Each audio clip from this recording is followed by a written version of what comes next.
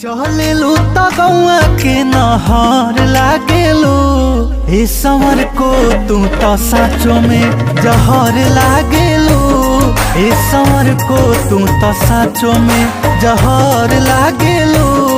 ए समर को तू तो साँचो में।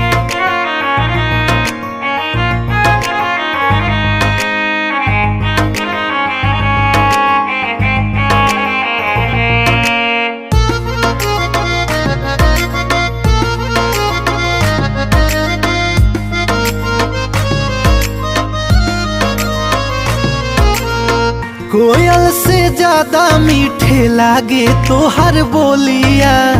सब गुण से भरले बाणे राम जी तोहर झोलिया।